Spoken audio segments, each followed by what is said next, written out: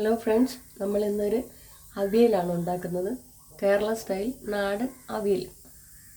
അതിന് വേണ്ടിയിട്ടുള്ള പച്ചക്കറികൾ അരിഞ്ഞു വെച്ചിരിക്കുകയാണ്. ചേന, ഒരു 4 പച്ചപ്പയർ, ശകലം കത്തിരിപ്പയർ, പിന്നെ നേന്ത്രക്കായ ഒരു 2 എണ്ണം, പിന്നെ മുരിങ്ങിക്കായ, പിന്നെ ഉരുളൻകിഴങ്ങ്, പിന്നെ കറിവേപ്പില. പിന്നെ ഈ ചേന ഒന്ന് അടുപ്പിലിട്ട് കൊടുക്കാം. ഇട്ടതിന് ശേഷം ചേനയും ഈ കത്തിരിപ്പയറും ഇത് ശകലം വേവുണ്ട്, അതുകൊണ്ട് ഇതുകൂടെ ഒന്ന് ഇട്ട് കൊടുത്ത് ഇതൊന്ന് വെന്തതിന് ശേഷം നമുക്ക് ശകലം വെള്ളം ഒഴിച്ചു കൊടുത്ത് നമുക്കിതൊന്ന് വേവിച്ചെടുക്കാം. ആദ്യം ഇതിന് ശേഷം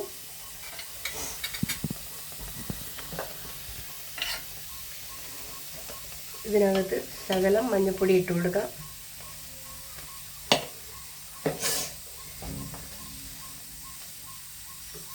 അര സ്പൂണ് കാശ്മീർ ചില്ലി പൗഡർ ഇട്ട് കൊടുക്കുക. കുറച്ചേ ഇടുന്നുള്ളൂ. ഇതിനകത്ത് നമ്മൾ പച്ചമുളകാണ് അരയ്ക്കുന്നത്, കൊണ്ട് ശകലം അരയ്ക്കുന്നത്. പിന്നെ ഇതിനകത്ത് നമ്മൾ പ്രത്യേകമായിട്ട് ചേർക്കുന്ന, ആരും അങ്ങനെ ചേർക്കാറില്ല, പക്ഷെ ഞാനത് ശകലം ഒരു അര ടീസ്പൂൺ മല്ലിപ്പൊടിയാണ്. ആരും ഇത് ചേർക്കാറില്ല, പക്ഷെ ഇത് ചേർത്ത് നോക്കണം. നല്ല ടേസ്റ്റാണ്. ഒരു പ്രാവശ്യമെങ്കിലും നിങ്ങൾ ഇത് ഉണ്ടാക്കി നോക്കണം. ഇങ്ങനെ തന്നെ ഉണ്ടാക്കി നോക്കണം. എന്നതിന് ശേഷം നമുക്ക് കുറച്ച് വെള്ളം ഒഴിച്ചു കൊടുക്കാം. വെള്ളം ഒഴിച്ചിട്ട് ശകലം വേഗം വേണ്ടിയിട്ടൊന്ന് വെള്ളം വെച്ച് കൊടുക്കാം. എന്നിട്ട് നമുക്ക് കുറച്ച് കറിവേപ്പിലയും കൂടെ ഇട്ട് കൊടുക്കാം. ഇതിൻ്റെ കൂടെ ഇതൊന്ന് ശകലം വെന്തതിന് ശേഷം നമുക്ക് ബാക്കിയുള്ള സാധനങ്ങൾ പറക്കിയിട്ട് കൊടുക്കാം.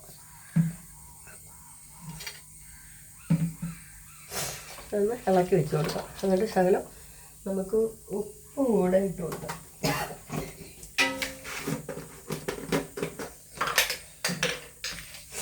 ശകലം ഉപ്പും കൂടെ ഇതിൻ്റെ കൂടെ ഇട്ട് കൊടുത്തിട്ട് നമുക്കിതൊന്ന് വേഗം വയ്ക്കാം. ഇതൊന്ന് ശകലം വെന്തതിന് ശേഷം നമുക്ക് ബാക്കി കഷ്ണങ്ങൾ അരിഞ്ഞു വെച്ചിരിക്കുന്ന പീസുകൾ ഇട്ട് കൊടുക്കാം.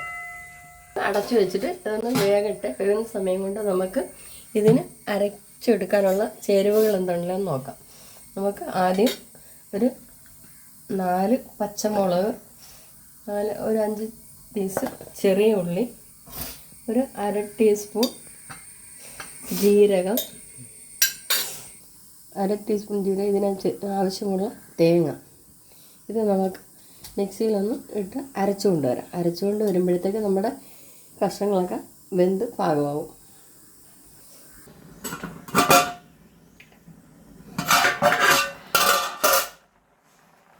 നമ്മുടെ ചേനയും കത്തിരിക്കപ്പയറും, അമരപ്പയറെന്നും പറയും, കത്തിരിപ്പയറെന്നും പറയും, പലരും പല രീതിയിലാണ് പറയുന്നത്.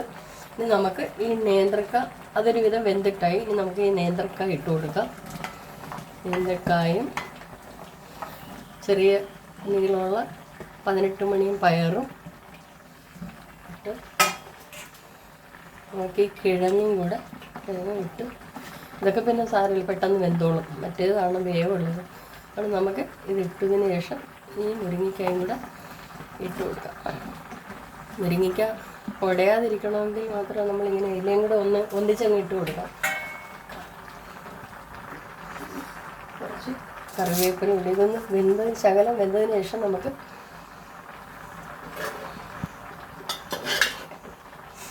ഒന്ന്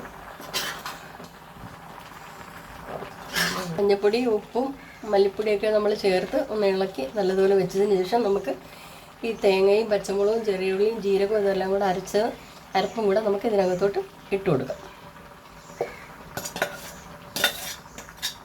ഇട്ട് കൊടുത്തതിന് ശേഷം നമുക്ക് ശകലം കൂടെ ഉപ്പ് വേണ്ടി വരും. നമുക്ക് ഇട്ട് കൊടുക്കാം. ഉപ്പും കൂടെ നമുക്ക് ഇട്ട് കൊടുക്കാം. ഇട്ടതിന് ശേഷം നമുക്കിത് നന്നായി ഇളക്കി വെച്ച് കൊടുക്കാം.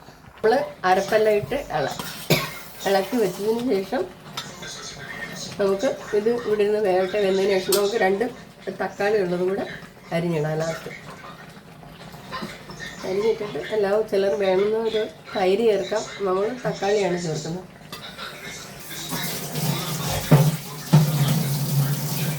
നമ്മുടെ അവിയൽ നമുക്ക് വെന്തോന്ന് നോക്കാം. കഷ്ണങ്ങളെല്ലാം നന്നായിട്ട് വെന്തിട്ടുണ്ട്. ഉടഞ്ഞു പോകാൻ പാടില്ല. ഇങ്ങനെ തന്നെ ആക്കി വെച്ചിട്ട് നമുക്ക് ഇനി കുറച്ച് വെളിച്ചെണ്ണ ഒഴിച്ച് കൊടുക്കാം. പച്ച വെളിച്ചെണ്ണ ഒഴിച്ച് കൊടുക്കാം. വെളിച്ചെണ്ണ ഒഴിച്ച് കൊടുത്തിട്ട് നമുക്കൊന്നുകൂടെ ഒന്ന് ഇളക്കി കൊടുക്കാം. ഉടഞ്ഞു പോകാതെ വേണം ഇത് ഇളക്കി കൊടുക്കാൻ. നിങ്ങളെല്ലാവരും ഇത് ഉണ്ടാക്കി കഴിക്കുക. ഉണ്ടാക്കി കഴിച്ചതിന് ശേഷം അഭിപ്രായം പറയുക. എന്നിട്ട് സബ് ചെയ്യുക, ഷെയർ ചെയ്യുക, സബ്സ്ക്രൈബ് ചെയ്യുക. Thank you.